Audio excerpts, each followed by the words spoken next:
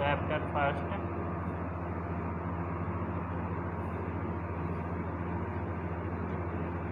वास्तविक संख्याएं।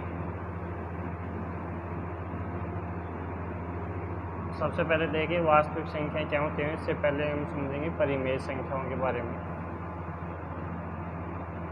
परिमेय संख्याएं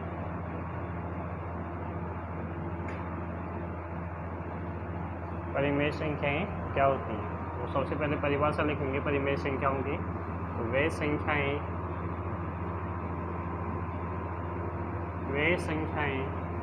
जिन्हें P/Q के रूप में लिखा जा सकता है, जहाँ Q is not equal to 0, अर्थात Q का मान 0 नहीं होना चाहिए। तो वे संख्याएं क्या कहलाती हैं, परिमेय संख्याएं। एग्जाम्पल 0 को हम क्या ले सकते हैं, 0 को 0/1 के रूप में लिखा जा सकता है। तो 0 परिमेय संख्या क्यों है, क्योंकि 0 को क्या लिखा जा सकता है, 0/1। या P का मान कितना हो गया 0 और Q का मान कितना हो गया 1। ऐसे ही जैसे 4 है तो 4 को हम क्या ले सकते हैं, 4 को 4/1, या 4 को हम लिख सकते हैं 8/2। तो P का मान क्या हो गया 8 और Q का मान 2। Q का मान 0 है नहीं, तो इसका मतलब ये 4 भी क्या है, परिमेय संख्या। तो 4 को 4/1 या 8/2 लिखा जा सकता है। अतः 4 भी क्या है, परिमेय संख्या। नोट, सभी पूर्ण संख्याएं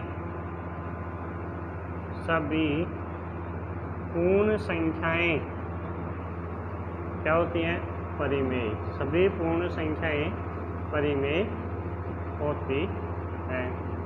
पूर्ण संख्याएं क्या होती हैं, पूर्ण संख्याएं होती हैं 0, 1, 2, 3 इस प्रकार से। इसी प्रकार से सभी प्राकृत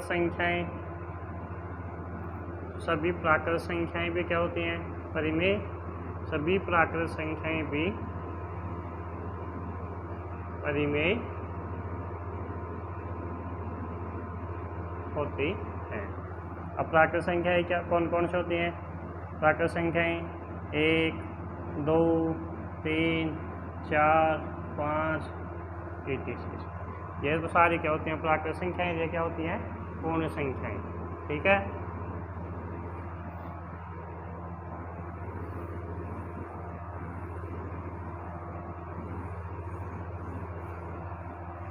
इसी प्रकार से सभी पूर्णांक संख्याएं भी क्या होती हैं, सभी पूर्णांक संख्याएं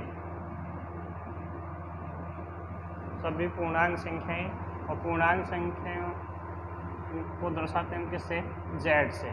पूर्णांक संख्याओं को किससे दर्शाते हैं, Z से। तो सभी पूर्णांक संख्याएं भी परिमेय होती हैं। पूर्णांक संख्याएं होती कौन कौन सी हैं, जो संख्या रेखा पर अपन लिखते हैं, जिस बीच में 0 तो 1, 2, 3, 4 तो और इधर -1, -2, ये सभी क्या होती हैं पूर्णांक संख्याएं। तो मिला के ये तो क्या होगी, देखो ये तो कहलाती है कौन सी, प्राकृत संख्याएं। और अगर 0 को शामिल कर लें तो ये क्या कहलाएंगी, पूर्ण। और ये सारी संख्याएं क्या कहलाती हैं, पूर्णांक। इसमें शून्य आ गया और धनात्मक पूर्णांक और ऋणात्मक पूर्णांक। ठीक है। तो ये और इन सभी संख्याओं के अलावा, ये तो परिमेय संख्याओं की बात हो गई। अब बात करते हैं अपन किसकी, अपरिमेय संख्याओं की। अपरिमेय संख्याएं तो सीधी सी बात है, जो परिमेय संख्या नहीं होती है वो क्या होती है, अपरिमेय संख्या। तो वे संख्याएं जिन्हें p बटा q के रूप में नहीं लिखा जा सकता हो, वे संख्याएं जिन्हें p बटा q के रूप में नहीं लिखा जा सकता हो, ये लिखा जा सकता है जहाँ q is not equal to 0। अब ऐसी संख्याएं कौन कौन सी हैं बताओ देखें। तो हमने 9th क्लास में एक चीज़ पढ़ा था आपने, क्या, अशांत, कौन सी, अशांत अनावर्ती दशमलव संख्याएं, अशांत अनावर्ती दशमलव संख्याएं, अशांत अनावर्ती दशमलव संख्याएं क्या होती हैं, अपरिमेय संख्याएं होती हैं, अपरिमेय संख्याएं होती हैं। अब ये अशांत अनावर्ती दशमलव संख्याएं मतलब वे दशमलव संख्याएं जिनमें दशमलव के पश्चात अंकों की संख्या अनिश्चित होती है तथा निश्चित अंकों के बाद अंकों की पुनरावृत्ति नहीं होती है। जैसे आपके पास एक संख्या है 11.0234 1 3 5 6 5 9 4 इस प्रकार से डॉट डॉट, यह आगे ख़त्म ही नहीं हो रही, चलती जाएगी। और यहाँ पे दशमलव के बाद ऐसे कोई संख्या है क्या, या ऐसे कोई अंक है कि जिनकी बार बार एक निश्चित अंतराल में पुनरावृत्ति हो रही हो, तो ऐसी कोई संख्या नहीं है। तो ये कौन सी है, अशांत अनावर्ती दशमलव, ये क्या होगी, अपरिमेय संख्याएं। ठीक है, तो अपरिमेय संख्या पूछे तो कौन कौन से होंगे, अशांत अनावर्ती दशमलव संख्याएं क्या होती हैं, अपरिमेय होती हैं। इसके अलावा इस चैप्टर में हम पढ़ेंगे √2, √3, √5, √7, ये भी क्या होती हैं, अपरिमेय होती हैं। तो ये सारी क्या हैं, अभाज्य संख्याएं हैं। तो अभाज्य संख्याओं के वर्गमूल भी क्या होते हैं, अपरिमेय। तो ये भी अपन लिख लें, अभाज्य संख्याओं के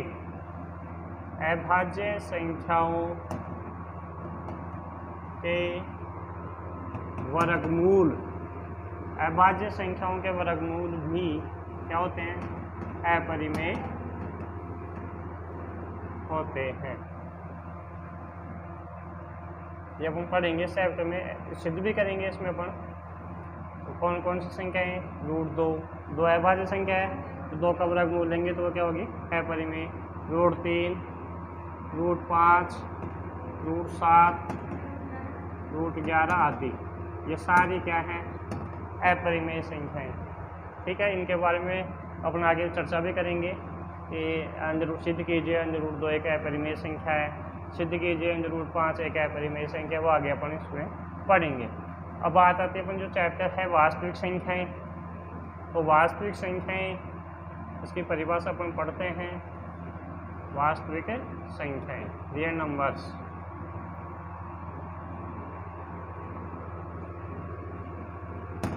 तो वास्तविक संख्याएं क्या होती हैं, देखिए, परिमेय संख्याओं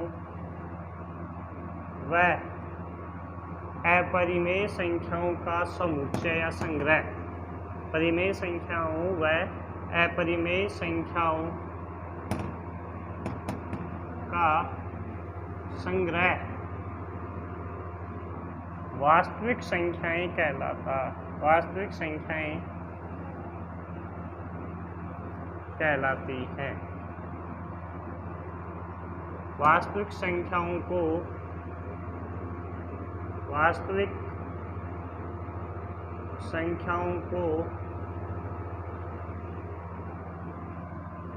R से दर्शाया जाता है। मतलब संख्याएं चाहे परिमेय हो चाहे अपरिमेय हो, उनको क्या बोलेंगे, वास्तविक। तो जैसे √2 है, ये भी वास्तविक संख्या है, 2 है वो भी वास्तविक संख्या है, √3 भी क्या है, वास्तविक संख्या है। संख्या चाहे से परिमेय हो चाहे से अपरिमेय हो, वो क्या कहलाती हैं, वास्तविक संख्या। ठीक है, वास्तविक संख्याओं को किससे दर्शाया जाता है, आर से। ठीक है, एग्जाम्पल लिख लो, √2, √3, 4, -5, -7, 3/5, 0.43 आदि। ये सभी क्या हैं? वास्तविक संख्याएं। ठीक है, तो संख्या चाहे से परिमेय हो या अपरिमेय हो, वो क्या कहलाएंगे? वास्तविक संख्याएं।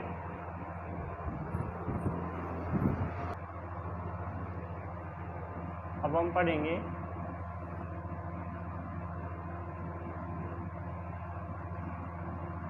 यूक्लिडी विभाजन प्रमेय।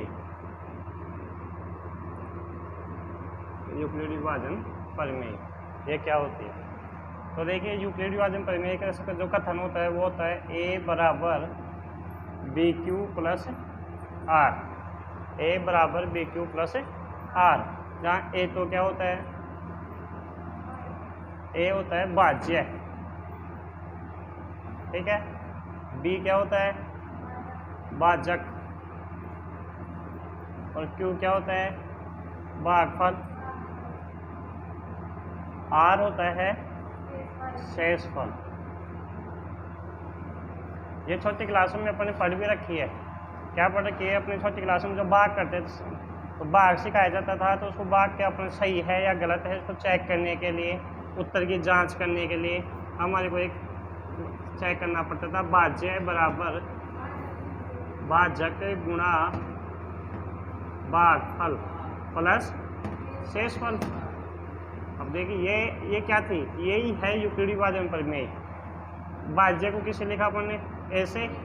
भाजक को क्या लिखा? b से। भागफल को क्या लिखा? q से। और शेषफल को, यही क्या कहलाती है? यूक्लिडी विभाजन प्रमेय। अब शेषफल का जो मान होता है, वो शेषफल का जो मान होता है वो होता है या तो 0 और 0 से 0 के बराबर या 0 से अधिक, और किससे कम होना चाहिए? b से। जो r का मान है वो r का मान क्या होता है? 0 या 0 से अधिक और b से कम। ये क्यों? इसको समझो भाई, ऐसा क्यों होता है? तो जैसे मान लीजिए आपके पास एक संख्या है 17, और 17 में हमने भाग दिया किसका? 4 का भाग दिया, तो ये कितनी बार गया? 416। शेषफल कितना बचा? 1। तो ये जो शेषफल बचा, यहाँ देखिए हम, ये तो क्या है? भाज्य, सॉरी, ये क्या है? भाजक। ये क्या है? 17 क्या है? भाज्य। और ये 4 क्या हो गया? भागफल। और ये 1 क्या हो गया? तो ये जो शेषफल r है वो r इस भाजक 4 से कम ही आया। ठीक है, अगर यहाँ पे संख्या अपने पास 16 होती, क्या होती? 16। तो 16 में हम 4 का भाग देते तो 4 चौक 16। शेषफल कितना आता? 0। तो r का मान यहाँ कितना आया? 0। तो देखो, जब भाजक अपने पास 4 है तो शेषफल देखो क्या हो गया? एक तो 0 हो गया, और क्या हो सकता है? एक संख्या अपन ले लेते हैं कितनी? 18। कितनी ले लेते हैं? 18। तो 18 में हमने 4 का भाग दिया तो 4 चौक 16। शेषफल कितने आए? 2। शेषफल कितने आए? 2। तो देखिए, जब हमने भाजक 4 लिया और भाज्य हमने जैसे 16 लिया तो शेषफल 0 आया। एक बार शेषफल कितना आया? 1 आया। जब भाजक 4 लिया, 18 में भाग दिया तो शेषफल कितना आया? 2। अब हम यहाँ पे 19 में देते हैं 4 का भाग, तो 4 चौक 16। शेषफल कितना आया? 3। r का मान कितना हो गया? शेषफल 3। तो भाजक जब 4 है तो शेषफल कितना आ गया? 3। अब जरा देखते हैं अपन 19 के बाद में अपन ले लेते हैं कितना? 20। और 4 का भाग दिया तो 4 पंजे 20। शेषफल कितना आया? 0। पहले भी शेषफल 0 आया था यहाँ। इसका मतलब अब आप देखिए 20 के बाद में जैसे 21 लेंगे तो शेषफल कितना आएगा? 1। फिर 22 में 4 का भाग देंगे तो शेषफल कितना आएगा? 2। फिर 23 में 4 का भाग देंगे तो शेषफल कितना आएगा? और अगर 24 में भाग देंगे शेषफल 0। तो इसका मतलब शेषफल हम कोई भी संख्या लें उसमें अगर 4 का भाग दे रहे हैं तो शेषफल क्या क्या आ रहा है? या तो 0 आता है, या 1 आता है, या 2 आता है, या 3 आता है। तो शेषफल जो है वो भाजक से कम हो रहा है, कम आ रहा है भाजक से, और 0 आ सकता है और उससे भाजक से कम। तो जो शेषफल का मान है वो या तो 0 हो सकता है या 0 से अधिक, और किससे कम होना चाहिए? भाजक से कम होना चाहिए। मतलब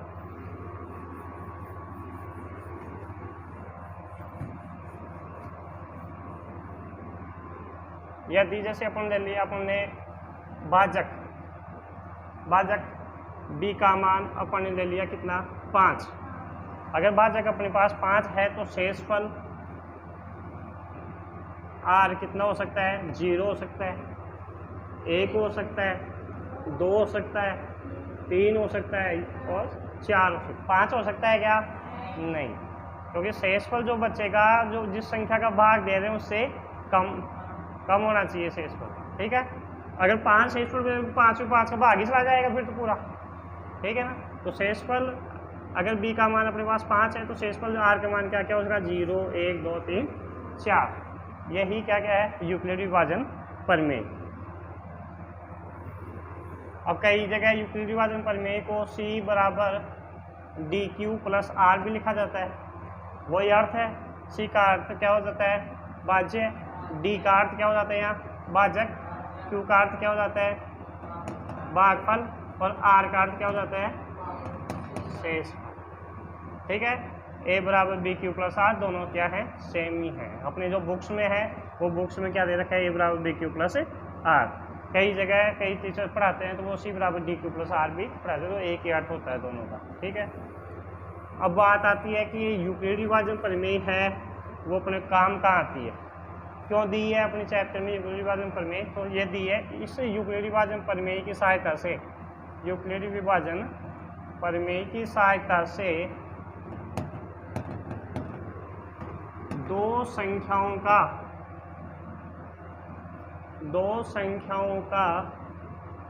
मैसे ज्ञात किया जा सकता है। यूक्लिडी विभाजन प्रमेय की सहायता से दो संख्याओं का मैसे ज्ञात किया जा सकता है। मैसे किस प्रकार से ज्ञात करेंगे ये अपन बताएंगे। देखते हैं मैसे एग्जाम्पल। जैसे दो संख्याएं अपन ले लेते हैं, कोई सी भी ले लेते हैं, उनका अपन मैसे ज्ञात करते हैं। ठीक है, तो संख्याएं अपनी छोटी संख्याएं ले लेते हैं एक बार। जैसे अपने को लेना है 25 व 35 का क्या निकालना है? मैसे। कौन सी विधि से? यूक्लिडी विभाजन प्रमेय से। किस प्रकार से निकालते हैं? ठीक है, सॉल्यूशन। तो देखिए सबसे पहले तो इन दोनों संख्याओं में से आप ये छांटे कि छोटी कौन सी है, बड़ी कौन सी है संख्या। ठीक है, तो छोटी संख्या कौन सी है? 25। तो 25 छोटा है किससे? 35। और जब भी हम भाग देते हैं तो भाग कैसे देते हैं हम? छोटी संख्या का बड़ी संख्या में। जब भी दो संख्याएं होती हैं और भाग देना हो तो भाग कैसे देते हैं? छोटी संख्या का बड़ी संख्या में। तो हम यहाँ क्या करेंगे? इस 25 का भाग देंगे किसमें? 35 में। ठीक है, और इन दोनों का क्या निकालेंगे? मैसे निकाल लेंगे। 25 व 35 का एचसीएफ मैसे। तो छोटी संख्या 25 है तो 25 का हम भाग देंगे किसमें? 35। तो 25 का भाग 35 में देंगे तो 25 एकम 25। शेषफल कितना आ गया आपके पास? 10। अब क्या करें? पॉइंट लगा दें? नहीं, पॉइंट नहीं लगाते हैं, मैसे निकालना है, भाग थोड़ी कर रहे हैं अपन। हमें तो 25 और 35 का क्या निकालना है? एचसीएफ निकालना है, मैसे निकालना है। तो क्या करेंगे? ये जो शेषफल 10 आया इसका 10 का भाग देंगे, किस में देंगे? 25 में। जो पहला भाजक है कितना है? 25। तो इस जो शेषफल 10 आया इस 10 का भाग देंगे किसमें? 25 में। 10 दूनी 20। शेषफल कितना आया? 5। तो कितने भाग हो गए? 2 भाग हो गए, 2 स्टेप हो गई। और ये भाग कब तक करते जाने हैं? जब तक शेषफल कितना नहीं आ जाए? 0। ये भाग तब तक करना है जब तक शेषफल 0 प्राप्त नहीं हो जाए। ठीक है, तो इस 5 का भाग हम देंगे किसमें वापस? इससे पहले वाला भाग कितना है? 10। तो 5 का भाग जो शेषफल 5 आया इसका भाग किसमें देंगे? 10 में। और 5 दूनी 10। अब शेषफल कितना आ गया? 0। जब शेषफल 0 आया, जो ये अंतिम भाजक है, क्या है ये? अंतिम भाजक। तो ये अंतिम भाजक ही क्या होता है? मैसे होता है। अंतिम भाजक क्या होता है? मैसे। जब शेषफल 0 आ जाए शेषफल 0 आ जाए तो अंतिम भाजक क्या होता है, मैस है। इसलिए 25 व 35 का HCF मतलब मैस है, कितना होगा 5। 25 व 35 का मैस है कितना होगा 5। अब देखिए इसको दोबारा समझिए, 25 और 35 का मैसे निकालना है तो 25 यहाँ छोटी संख्या है तो 25 का भाग हम 35 में देते हैं। 25 एकम 25, शेषफल बचा अपने पास 10। इस 10 का भाग फिर इस 25 में दिया तो कितनी बार गया, 2 बार, शेषफल आया 5। फिर इस 5 का भाग इस 10 में देंगे, शेषफल आ गया 0। जब शेषफल 0 आ जाए तो अंतिम भाजक क्या होता है, मैसे होता है। यहाँ अंतिम भाजक कितना आया, शेषफल 0 कब आया, जब हमने 5 का भाग दिया तो ये 5 क्या होता है, इन दोनों का मैसे होता है। तो इन दोनों का मैसे कितना आ गया 5। अब ये तो मैंने एक साधारण भाग की प्रक्रिया से इसको समझाया यूक्लिडी भाजक। अब इसको देखते हुए परीक्षा में अपने पास प्रश्न आ गया तो परीक्षा में इसको कैसे लिखना है, देखिए हमने यहाँ पे कितने भाग किए हैं, 1 2 3, कितने भाग किए 3, 1 2 3। तो इस प्रश्न को 3 स्टेप में अपने को लिखना है, 3 स्टेप इसकी लिखनी है, ठीक है। तो देखो स्टेप फर्स्ट,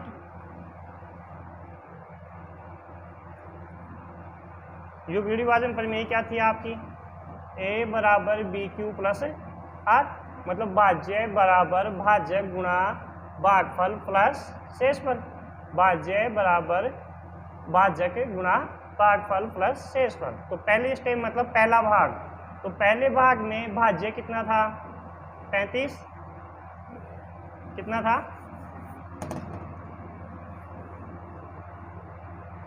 पहली स्टेप लिखेंगे हम।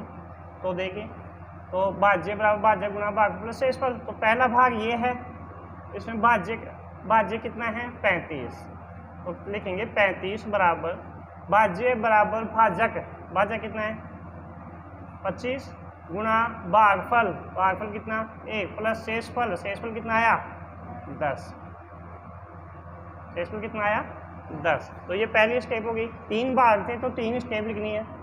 दूसरी स्टेप लिखेंगे स्टेप सेकेंड। अब दूसरा भाग में देखिए ये है दूसरा भाग, तो इसमें भाज्य कितना है 25, भाज्य बराबर भाजक गुणा भागफल प्लस शेषफल। भाजक कितना है इसमें 10, भागफल कितना है 2 और शेषफल कितना है 5। स्टेप थर्ड, तीसरा भाग कौन सा है ये, ठीक है। तो इसमें वही भाज्य बराबर भाजक गुणा भागफल प्लस शेषफल। तो भाज्य कितना है इसमें 10, भाजक कितना है 5, भागफल और शेषफल कितना हो गया 0। शेषफल 0 आ गया तो यहाँ अंतिम भाजक 5 है, अतः 25 व 35 का HCF बराबर 5। इस प्रकार से यूक्लिडी भाजन प्रमेय से दो संख्याओं का हम क्या निकालते हैं, मैसे निकालते हैं। दोनों संख्याओं का मैसे भाग कर लेंगे और इस भाग को देखते हुए ये 3 जितने भाग कर रहे हैं उतने स्टेप लिखेंगे। भाज्य बराबर भाज्य गुणा भागफल प्लस शेषफल। यहाँ शेषफल 0 हो गया तो अंतिम भाज्य क्या है 5, तो ये क्या कहलाएगा मैसे कहलाएगा।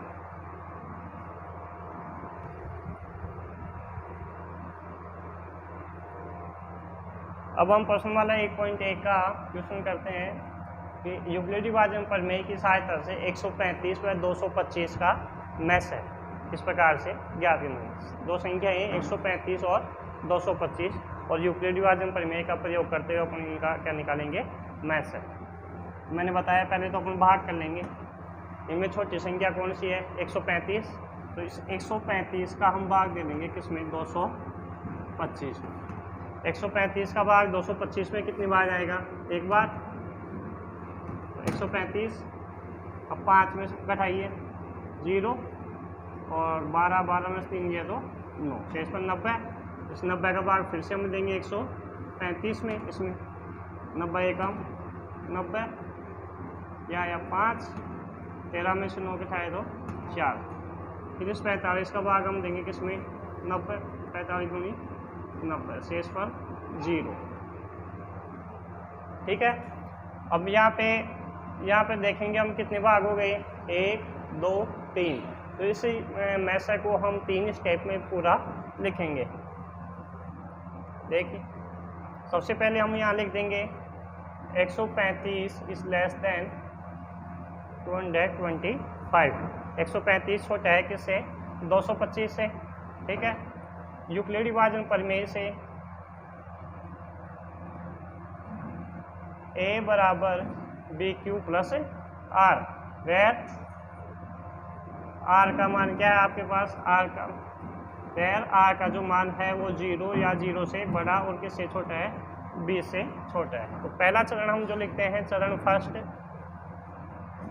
तो पहला चरण में जो भाग किया अपन उसमें पहले भाग में देखिए भाज्य बराबर, यूक्लिडी विभाजन प्रमेय क्या है, भाज्य बराबर विभाजन प्रमेय, यूक्लिडी विभाजन प्रमेय क्या है, भाज्य बराबर भाज्य गुणा भागफल प्लस शेषफल। ठीक है, तो यहाँ पे पहला जो भाग पहले चरण लिख रहे हैं तो इसमें पहला भाग में देखिए भाज्य कितना है, 225। तो भाज्य बराबर भाजक गुणा भागफल, भाजक कितना है 135, भागफल कितना है 1 और शेषफल कितना है 90। दूसरा भाग तो चरण सेकंड, इसको देख देख के लिख दो।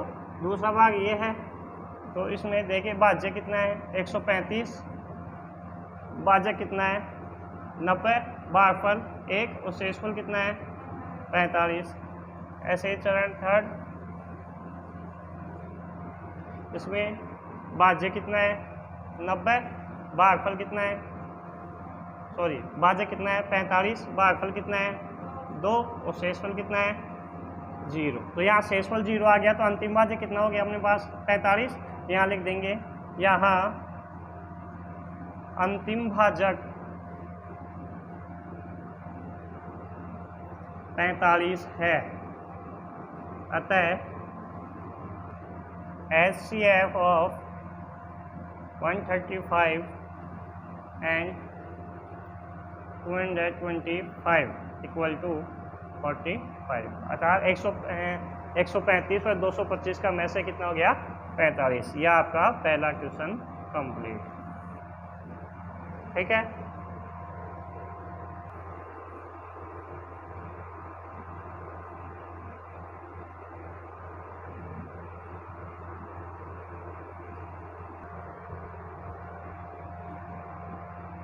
दूसरा प्रश्न है 156 व 38,220 का मैस है। यूक्लिडी विभाजन प्रमेय से ही करेंगे। तो पहले मैंने बताया था इसका भाग कर लो आप, छोटी संख्या 156 है तो 156 का भाग देंगे 38,220 में। ठीक है, बड़ा भाग है, एक ही भाग 156 का भाग सबसे पहले से 38 में गया नहीं, तो 382 में कितनी बार, एक बार 156। शेषफल कितने बचा आपके पास 186 शेषफल बचा। ठीक है, आगे 2 उतार लिए 1862। अब इसमें 156 का भाग कितनी बार जाएगा, तो इसमें 156 का भाग गया, इसमें कितनी बार, इसमें भाग जाएगा 9 बार। ठीक है, तो देखिए 9 बार 156 का बड़ा 9 बार बोलेंगे तो कितना आएगा यार, 156 को 9 से गुणा करके यहाँ लिख दो तो कितना है 9 से की 54, 9 की 5 और 171, 5 176। शेषफल घटाओ तो 12 में से 4 गया तो 8, यहाँ कितना बचा 5, 15 में से गया तो 9 और यहाँ कितना बचा कुछ नहीं। आगे क्या उतार लिया 0। 980 में 156 का अपन भाग देंगे तो ये जाएगा कितनी बार, 156 को 5 से गुणा करेंगे तो कितना आएगा 980। शेषफल कितना आया 0। तो यहाँ देखिए 156 का भाग 38,220 में ही पूरा चला गया। मतलब कितने भाग किए अपन ने, एक ही भाग किया है, एक ही भाग किया है। किसका भाग किया है 156 का, किसमें 38,220 में। वो शेषफल की 156 का भाग 38,220 में दिया तो शेषफल कितना प्राप्त हो गया 0। मतलब एक ही भाग में शेषफल 0 आ गया, तो यही क्या कहलाएगा, इसका मैसा कहलाएगा। ठीक है, एक ही भाग किया शेषफल 0 आ गया, तो ये 156 क्या कहलाएगा, इन दोनों का मैस है। तो इसको हल कैसे करेंगे, कॉपी में कैसे लिखेंगे, इसको देखते हुए लिखेंगे। सबसे पहले तो लिखेंगे कि 156 छोटा है 38,220 से। इसके बाद में लिखेंगे आप यूक्लिडी विभाजन प्रमेय से a बराबर BQ प्लस R, जहाँ R का मान 0 या 0 से अधिक और B से कम। ठीक है, अब चरण फर्स्ट एक ही भाग किया है तो एक ही चलन आएगा इसमें। भाज्य बराबर भाजक गुणा भागफल प्लस शेषफल। भाज्य कितना है आपके पास 38,220। भाजक कितना है 156 है गुणा भागफल 155 है और शेषफल कितना प्राप्त हुआ 0। तो यहाँ देख रहे हैं पहले ही चरण में हमारे पास हमें शेषफल कितना प्राप्त हो गया 0। तो यहाँ अंतिम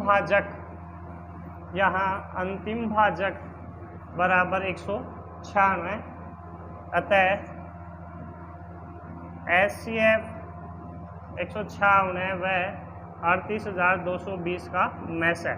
HCF ऑफ 196 एंड 38,220 का जो मैसा आया वो कितना आया अपने पास 196। यह आपका फाइनल आंसर है। तीसरा क्वेश्चन भी इसी प्रकार से करना है, ठीक है।